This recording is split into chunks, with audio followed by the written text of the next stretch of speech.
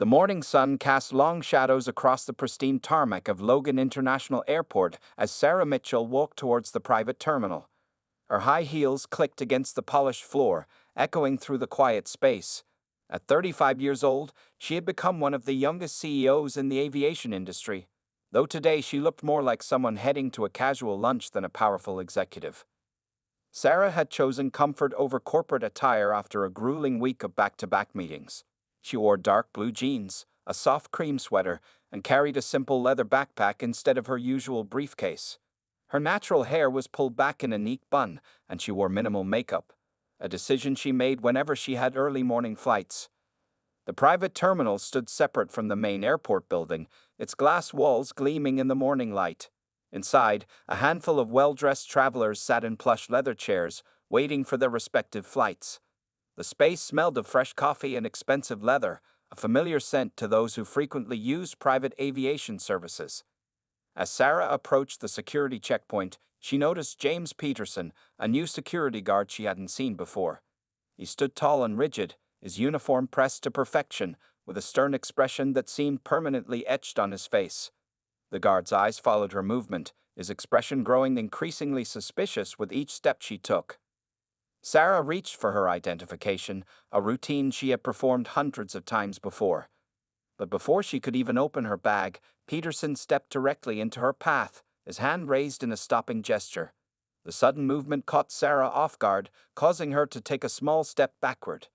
"Excuse me, miss," Peterson said, his voice carrying a tone that was anything but polite. "The main terminal is that way."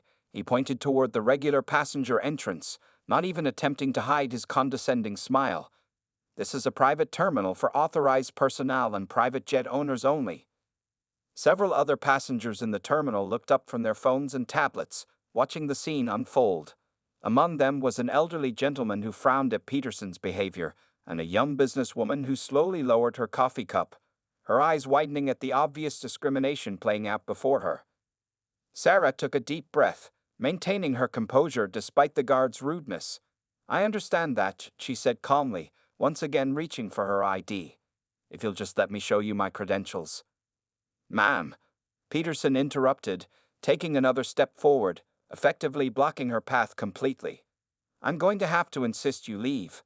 We can't have unauthorized people wandering around this area. It's a security risk." Two other security guards stood nearby, shifting uncomfortably but saying nothing. They exchanged glances, clearly aware that something wasn't right about the situation, but neither moved to intervene.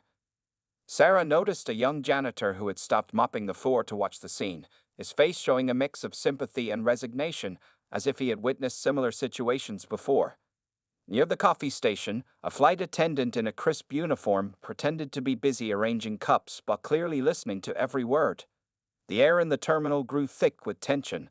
Sarah could feel her heart beating faster, not from fear, but from a familiar frustration she had faced too many times before. She straightened her spine, standing tall despite being several inches shorter than Peterson. "Sir," she began again, her voice clear and steady, "my name is Sarah Mitchell, and I'm the CEO of Mitchell Aviation Group. The jet on Tarmacley belongs to my company, and I have every right to be here. If you would just check my identification."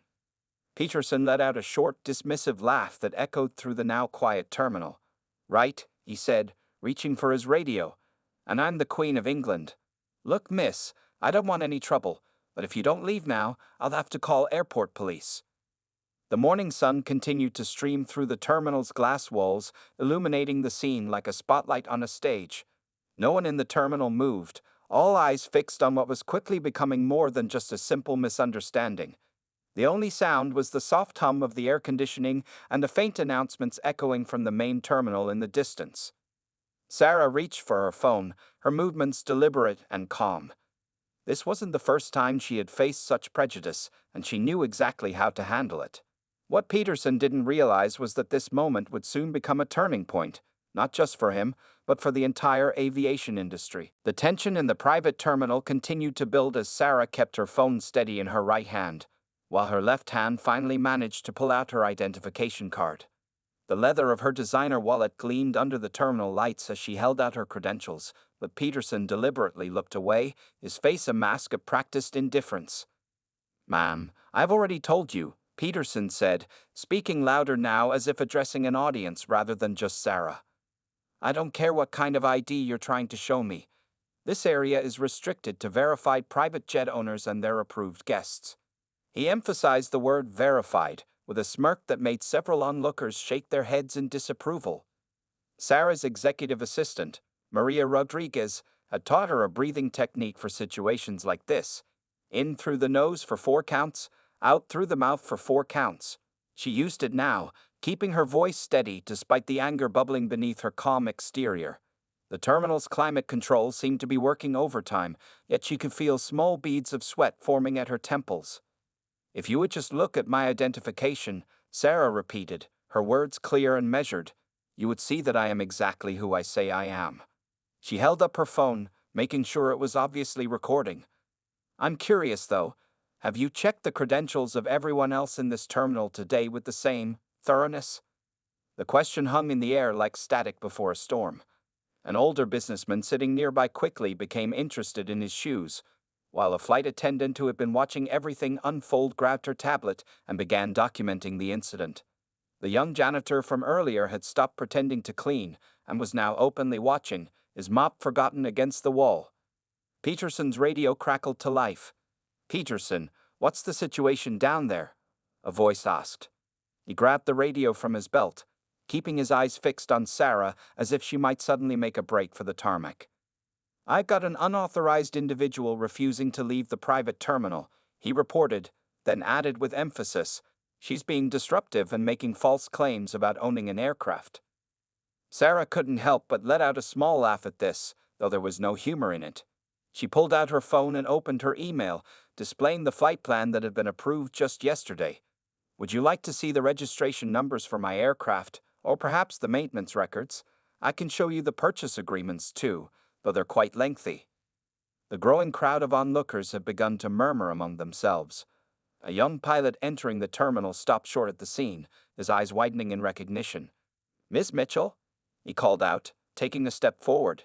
"Is everything okay? I just finished the pre-flight check on your jet." Peterson's head snapped toward the pilot, then back to Sarah. For the first time, a flicker of uncertainty crossed his face, but he quickly masked it with an even deeper frown. "Sir, please stay back. This woman is—" "This woman," came a new voice, sharp and authoritative, "is one of our most valued clients." Lisa Chen, the terminal's customer service manager, came striding across the floor, her face a mixture of horror and embarrassment. "Ms. Mitchell, I am so sorry for this misunderstanding." The security guard's face began to redden, the color creeping up from his collar to his cheeks. He looked between Lisa, the pilot, and Sarah, his mouth opening and closing like a fish out of water. His radio crackled again, but this time he didn't reach for it. The other travelers in the terminal were now openly staring, several with their own phones out, recording the scene. Sarah could already imagine the social media headlines that would follow. CEO blocked from her own jet. Discrimination at Logan International. Black female CEO proves guard wrong. But Sarah wasn't interested in viral fame or public shaming. As she stood there, watching Peterson's professional demeanor crumble, she was already thinking about how this moment could lead to something more important. The terminal had gone quiet again, everyone waiting to see what would happen next. Sarah finally lowered her phone, but didn't stop the recording. Years of experience in the corporate world had taught her that what happened next would be crucial, not just for her, but for everyone who had ever faced similar discrimination. She took another deep breath, straightened her sweater, and prepared to transform this moment of conflict into an opportunity for change. Lisa Chen's arrival had changed the atmosphere in the terminal, but not in the way anyone expected. Instead of backing down, Peterson seemed to dig his heels in deeper, as if admitting his mistake would somehow be worse than continuing this embarrassing display. "Ms. Chen," he said, straightening his security badge, "with all due respect, we need to follow proper protocols. Anyone can claim to be a CEO." He gestured at Sarah's casual outfit, "and you have to admit, she doesn't exactly look the part." A collective gasp went through the terminal. Sarah raised an eyebrow, her phone still recording every word. Behind her, She could hear someone whisper, "Did he really just say that?"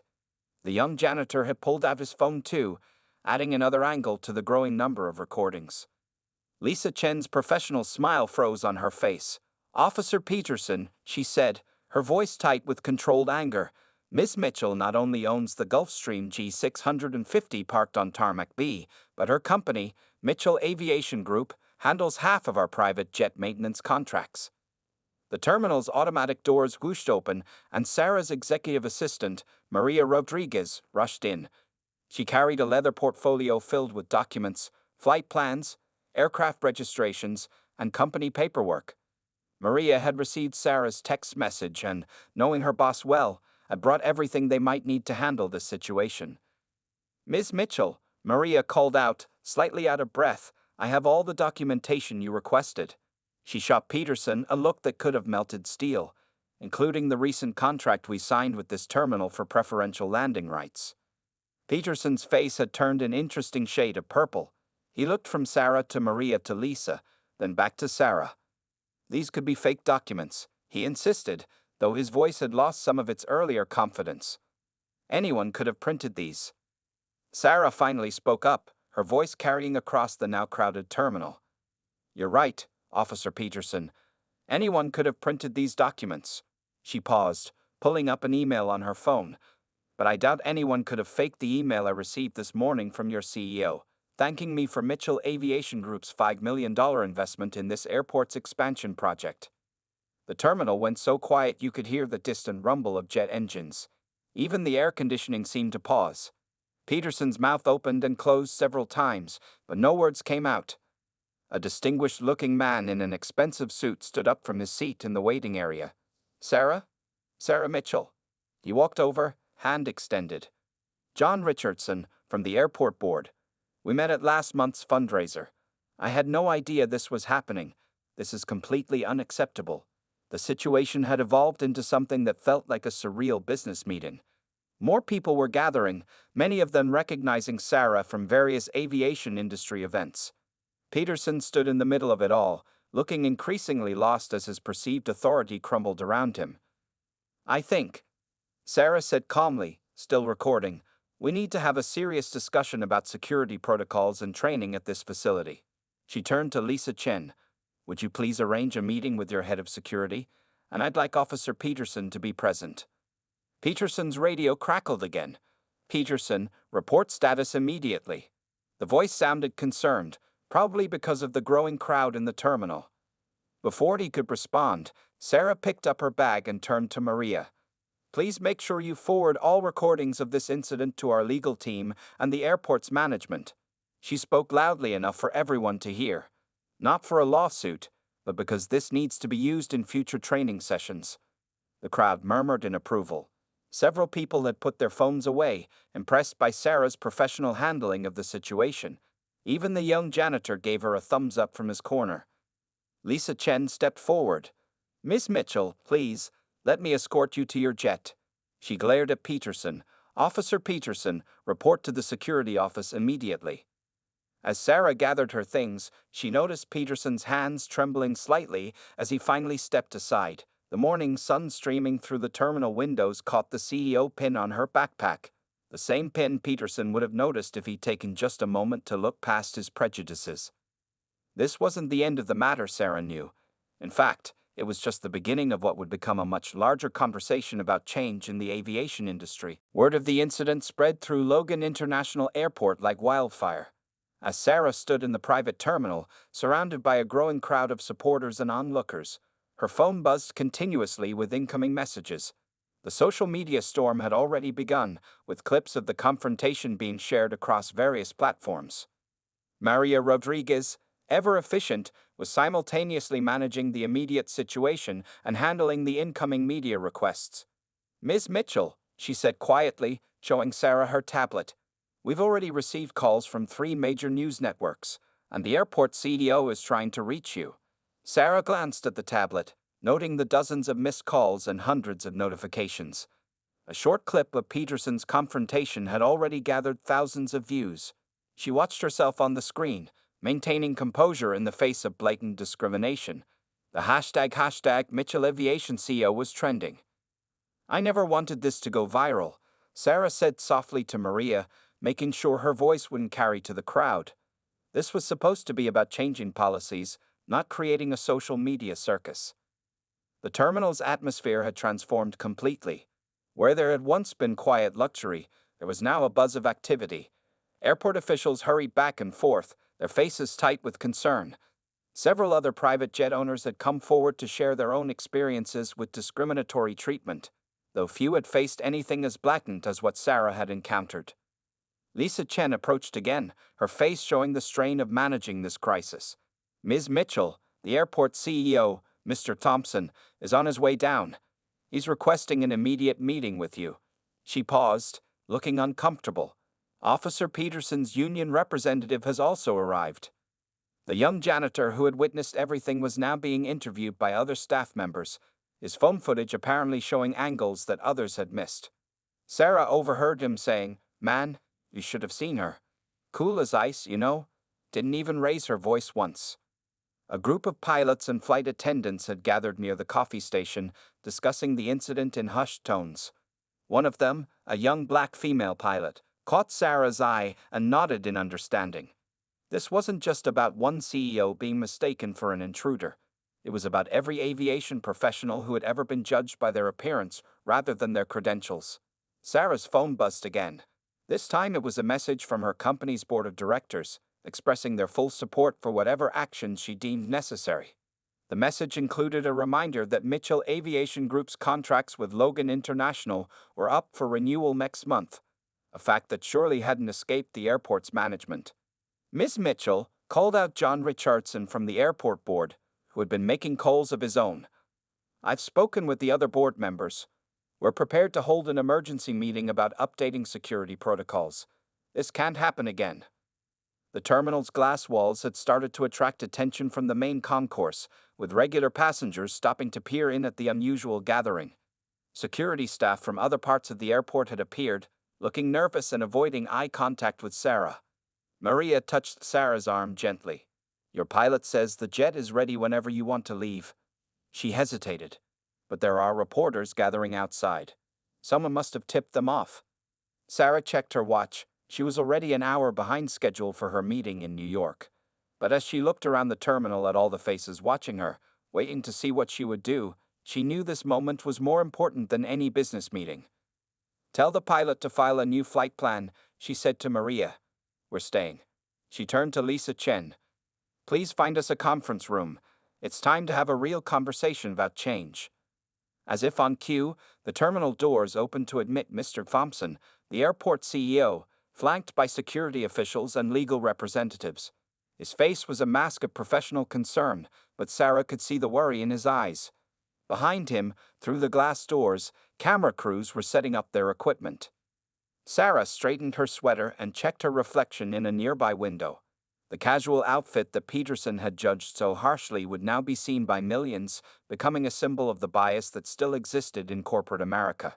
She took a deep breath, feeling the weight of responsibility settling on her shoulders. This wasn't just about her anymore. It was about every person who had ever been told they didn't look the part.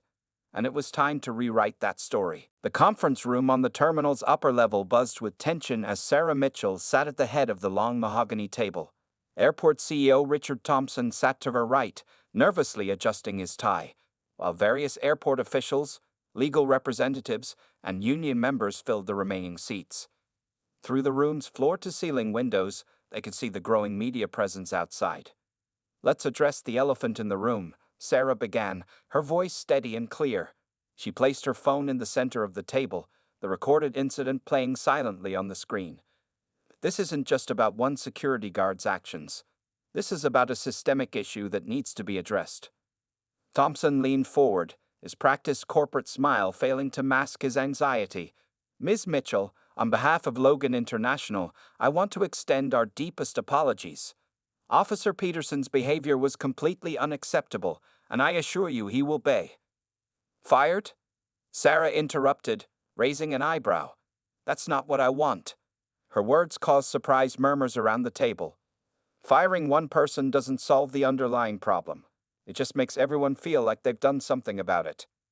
Maria Rodriguez, sitting beside Sarah, pulled up statistics on her tablet. In the past 2 hours, we've received over 300 messages from other travelers sharing similar experiences at various airports. She turned the tablet so everyone could see. This isn't isolated to Logan International. The union representative, a stern-faced woman named Janet Brooks, cleared her throat. While we acknowledge Officer Peterson's behavior was inappropriate, we need to consider the pressure our security staff is under. They make split-second decisions. Based on what? Sarah asked quietly. Appearance? Assumptions? Prejudice? She stood up and walked to the window, looking down at her jet on the tarmac. Those split-second decisions seem to follow a pattern, don't you think? Lisa Chen, who had been taking notes, spoke up. Our current training program includes diversity modules, but clearly, they're not enough. She looked around the room. Ms. Mitchell, what would you suggest? Sarah turned back to face the room, her reflection in the window creating a powerful silhouette. I want to work with you to create something new. Not just sensitivity training videos that people sleep through, but real, meaningful change. She pulled up some documents on her tablet and projected them onto the room's screen. Mitchell Aviation Group has developed a comprehensive training program for our own staff. It includes hands-on workshops, real-world scenarios, and regular evaluations. I'm willing to share this with Logan International, free of charge. Thompson's eyes widened at this unexpected offer. That's very generous, Ms. Mitchell. I'm not finished, Sarah continued. I want Officer Peterson involved in the implementation. This statement caused another stir around the table. He made a mistake, a big one. But instead of ending his career, let's make him part of the solution. The room fell silent as Sarah laid out her vision. She explained how Peterson's experience could be valuable in teaching others what not to do, how his perspective could help identify blind spots in the current system. Sometimes, she said, the best advocates for change are the ones who've learned from their mistakes. Janet Brooks, who had been skeptical at first, was now nodding along. This could work. It would show our commitment to growth rather than just punishment. As Sarah spoke, Maria noticed Peterson himself standing outside the conference room, looking both nervous and ashamed. She quietly went to the door and invited him in. The room tensed as he entered, but Sarah's calm demeanor never wavered. Officer Peterson, she said, gesturing to an empty chair, please join us. Your input will be valuable in this discussion.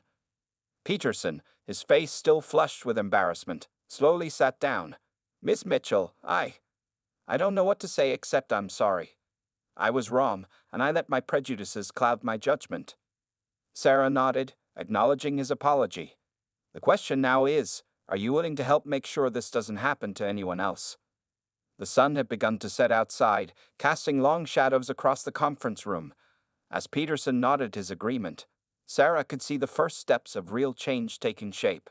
Sometimes, she thought, the worst moments could lead to the best opportunities for transformation.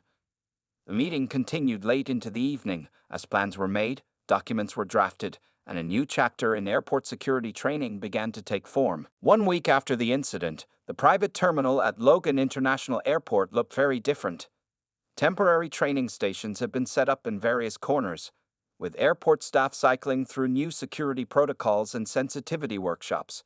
At the center of it all, surprisingly, was Officer James Peterson, working alongside Sarah Mitchell to implement the changes they had discussed. The key is to check credentials first, always, Peterson explained to a group of security officers, his voice carrying a new kind of authority, one born from humility and learning. I made the mistake of letting my assumptions guide my actions. That's not security, that's prejudice. Sarah watched from the sidelines as Peterson shared his experience. She hadn't planned to be this involved in the training process, but something about the sincerity of Peterson's transformation had convinced her to stay personally engaged. Her meetings in New York had been rescheduled, and Mitchell Aviation Group's board had fully supported her decision to prioritize this initiative. Maria approached with the latest social media reports. The public response has been overwhelming, she said, showing Sarah her tablet. Your decision not to fire Peterson, but instead create this training program is being praised as a masterclass in leadership. The terminal's usual quiet luxury had been temporarily replaced by the buzz of activity. Security staff from other airports had begun flying in to observe and learn from the new program. News crews still lingered outside, but the story had evolved from one of discrimination to one of positive change. Lisa Chen hurried over with a stack of papers. "Ms. Mitchell, we just received requests from 5 other major airports wanting to implement your training program." She smiled broadly. "And the preliminary feedback from our staff has been incredibly positive." Sarah noticed a young black woman in a pilot's uniform watching the training session. It was the same pilot who had nodded to her in understanding during the incident. Their eyes met, and this time they both smiled. Small changes could lead to big differences for future generations. The most important part, Peterson was saying to his group, is understanding that security isn't about making assumptions. It's about following proper procedures for everyone, regardless of how they look or what they're wearing. He glanced at Sarah, who nodded encouragingly. The airport CEO, Richard Thompson, had also stayed involved, making sure the program received full institutional support. He approached Sarah now, looking pleased. "The board is impressed with how this has turned out," he said. "They've approved additional funding to make this training permanent."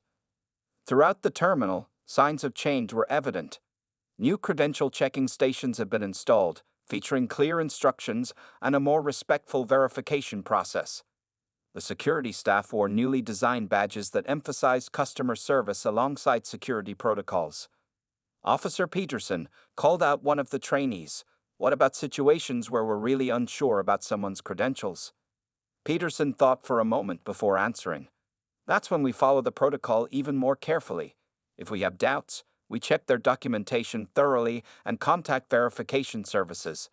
What we don't do is make assumptions based on appearance or act on our personal biases." Sarah's phone buzzed, another message from a major news network requesting an interview. She had declined most media appearances, preferring to let the work speak for itself, but Maria had convinced her to accept a few select interviews to help spread the message to a wider audience. "The thing is," Sarah overheard Peterson telling his group, "real security comes from being thorough and professional with everyone. The moment we let bias guide our actions, we're not doing our jobs properly."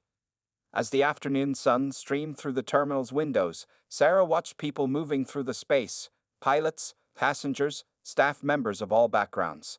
The atmosphere had changed. There was more awareness, more consciousness in how people interacted with each other. Thompson approached again, this time with a formal-looking document.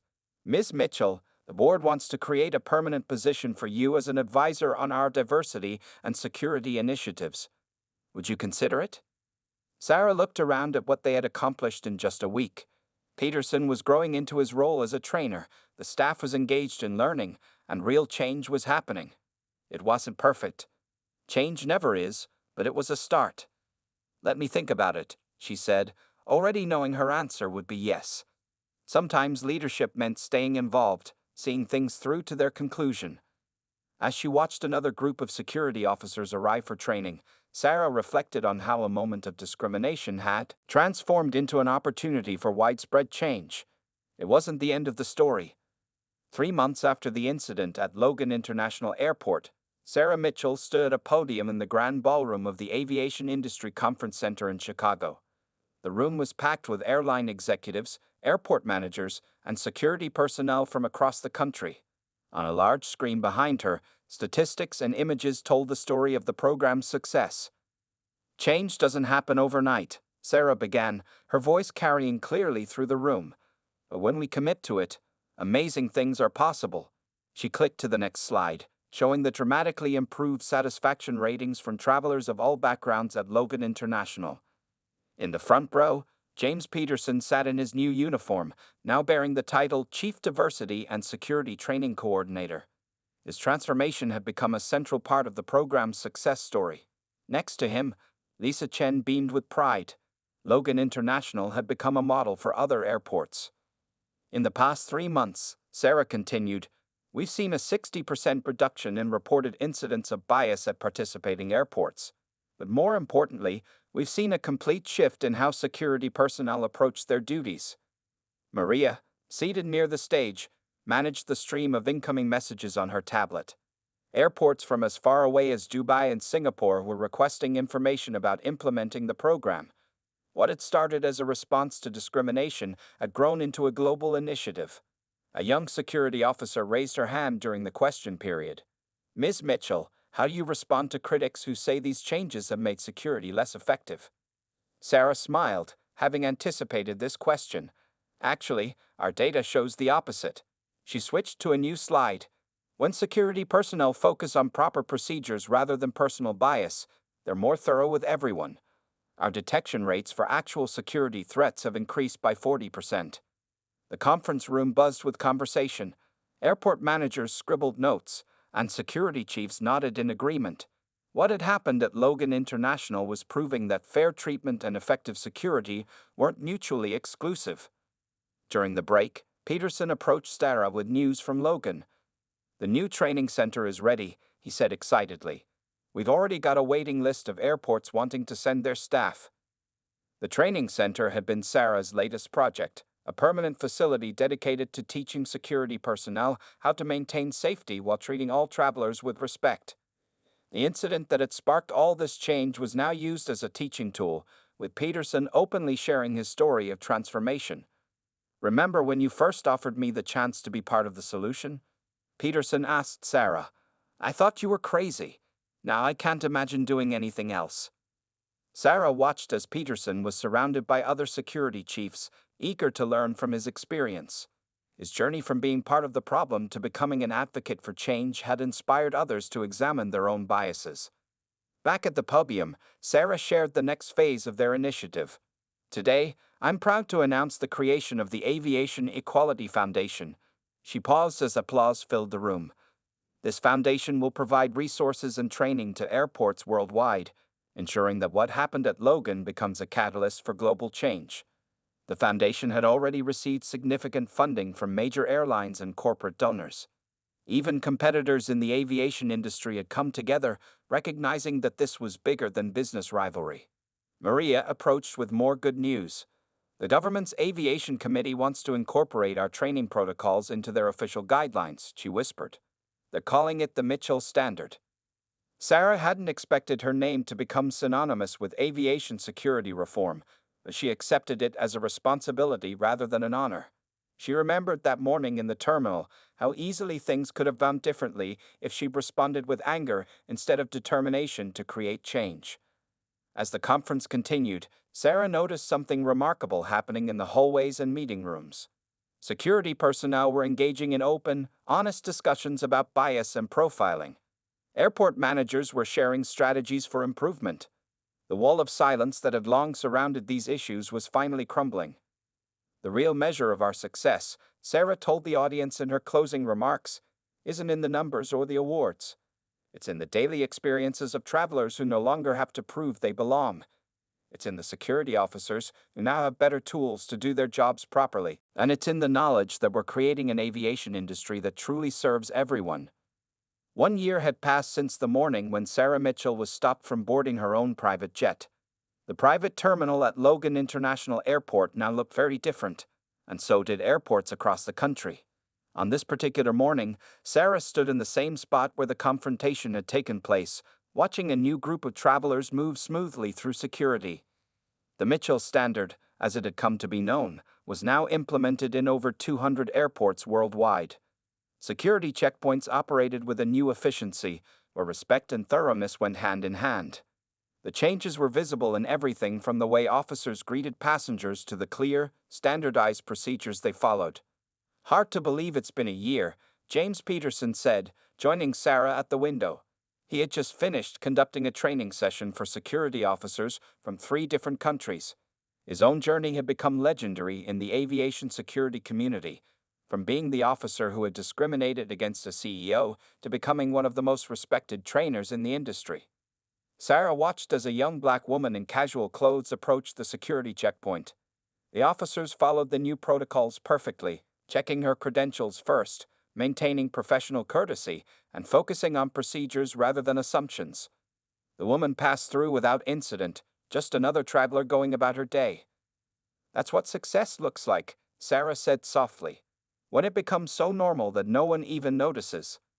The Aviation Equality Foundation, which Sarah had established, had grown beyond its original mission. It now offered scholarships for minorities entering aviation careers, conducted research on security best practices, and provided free training to smaller airports that couldn't afford expensive programs. Maria approached with the latest reports. "The numbers keep getting better," she said, showing Sarah her tablet. "Complaint rates are down 90% from last year, and passenger satisfaction scores are at an all-time high." The Foundation's headquarters, located just outside Logan International, had become a hub for aviation innovation. Security chiefs from around the world came to learn, share experiences, and contribute to the evolving standards. The building's lobby displayed a simple plaque that read, "Every traveler deserves respect. Every officer deserves proper tools." Sarah's phone buzzed with a message from the airport board. They were ready to begin the day's meeting. The board had undergone its own transformation, now featuring a diverse group of leaders who brought different perspectives to aviation management. As she walked to the meeting, Sarah passed the airport's training center. Through the glass walls, she could see Peterson working with a new group of officers. They were practicing scenario-based training, learning to handle difficult situations while maintaining professionalism and respect. "Remember," she heard Peterson say, "our job is to ensure security while preserving dignity. They're not opposing goals. They're the same thing." The impact of their work had spread beyond airports. Other industries have begun adopting similar training programs, recognizing that bias awareness and professional excellence went hand in hand. Corporate leaders reached out regularly, asking how to implement the Mitchell Standard in their own organizations. In the boardroom, Sarah found Lisa Chen preparing for the presentation of their latest initiative, a program to mentor young people interested in aviation careers. The terminal's walls now displayed artwork celebrating diversity in aviation, including a subtle but powerful photograph of that fateful morning, reminding everyone how far they'd come. "You know what's remarkable?" Lisa said as Sarah sat down. "We're not just changing procedures, we're changing mindsets." The afternoon sun streamed through the windows, casting long shadows across the boardroom table. Sarah opened her presentation folder, ready to discuss the next phase of their work. There was still more to do, more changes to make, more barriers to break down. But looking at how far they'd come in just 1 year, she felt confident about the future. One morning of discrimination had led to a year of transformation, and that year had sparked a movement that would continue to grow. The impact wasn't just measured in statistics or awards, but in the thousands of daily interactions where respect had become the standard, not the exception. The meeting began, but Sarah's thoughts drifted to all the people who had made this transformation possible, from the young janitor who had recorded the incident, to the pilots and staff who had spoken up, to Peterson himself, who had turned his mistake into a mission for change. As if on cue, a group of school children toured past the boardroom, part of the airport's new community outreach program. They represented every background imaginable, and their eyes shone with excitement as they learned about aviation careers. Sarah smiled, knowing that these children would grow up in an industry that judged them by their abilities, not their appearance.